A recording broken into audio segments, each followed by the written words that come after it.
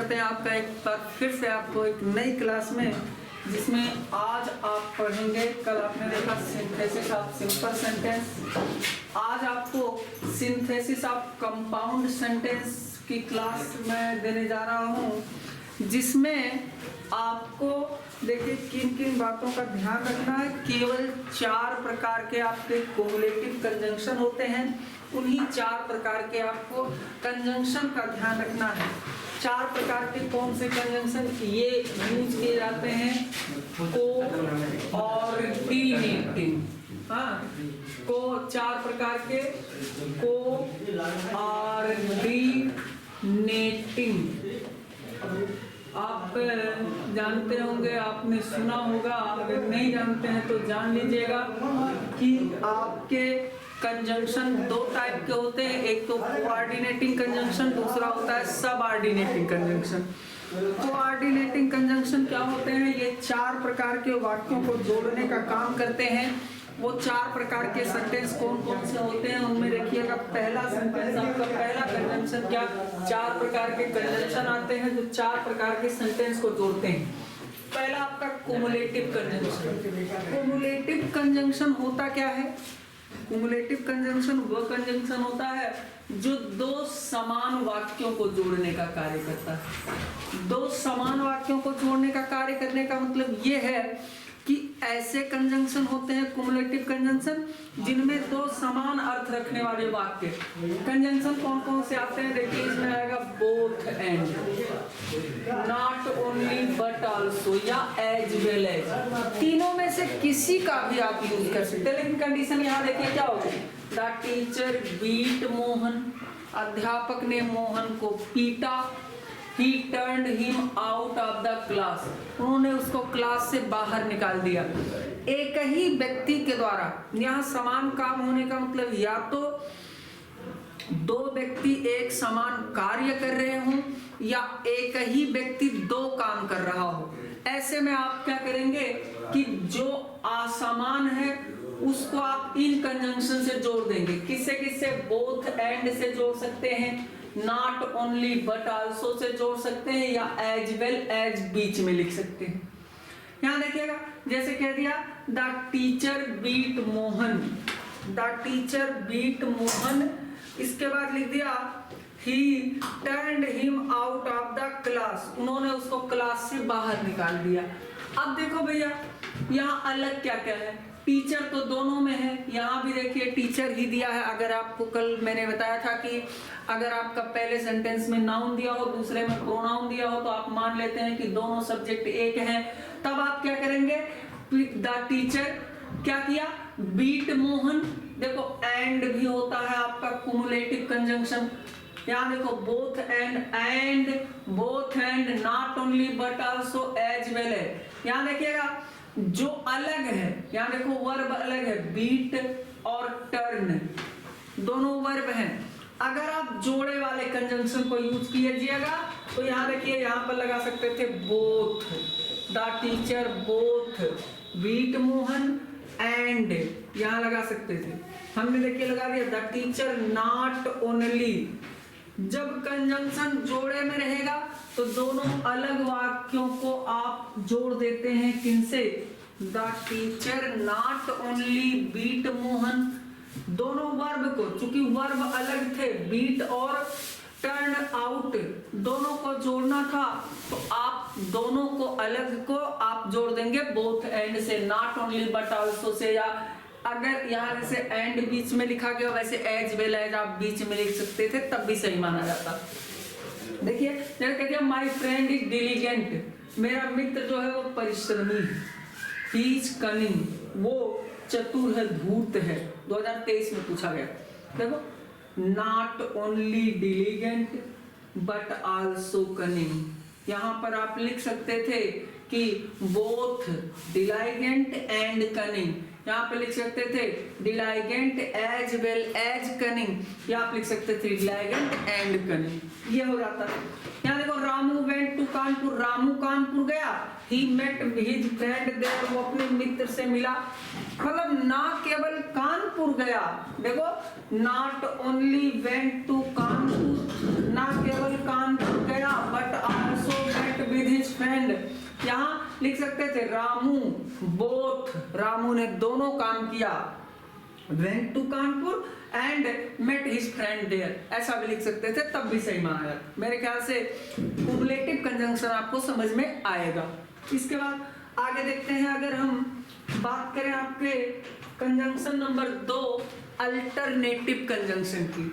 Alternative conjunction क्या होते हैं? अल्टरनेटिव का मतलब होता है विकल्प बताना। अल्टरनेशन का मतलब ही विकल्प बताना जब होता है, तो यहाँ लिखा हुआ है दो वाक्यों में विकल्प बताने का कार्य करते हैं।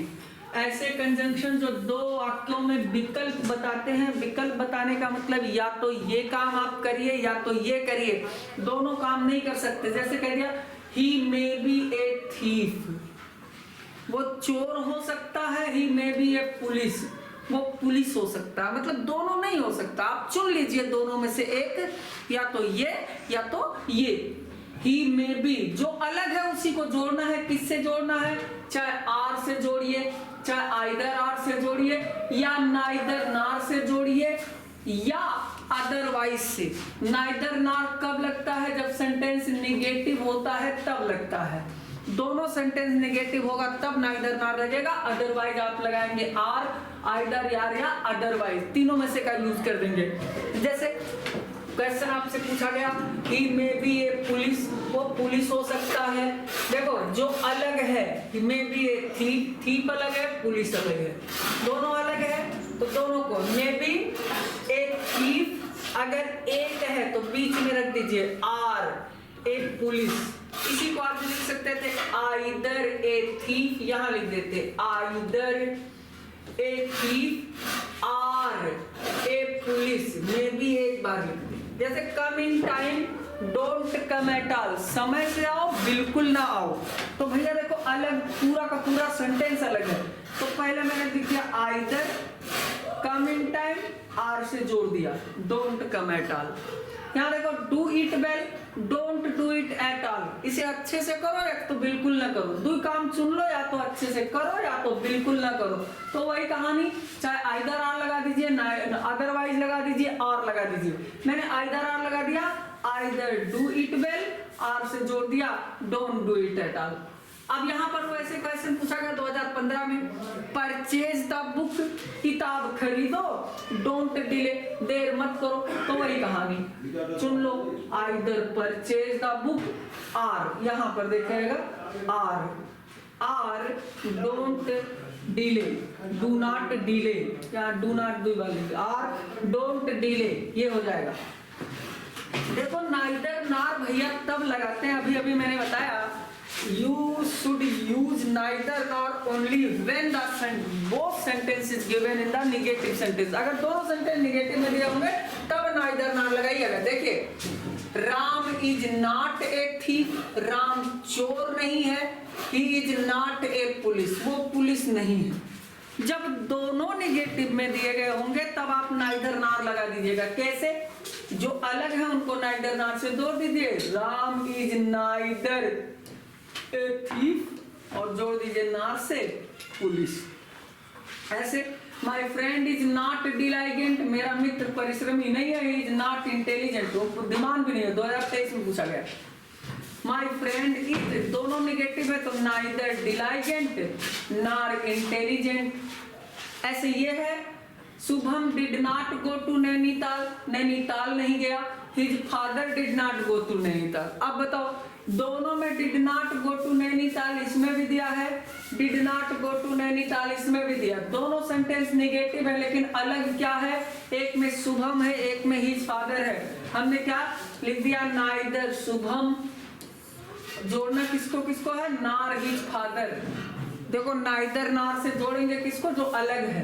बाकी यहाँ देखो निगेटिव वर्ड को हटा देना है, जब भी नाइदर नार लगाना है तो नॉट को हटा देना है।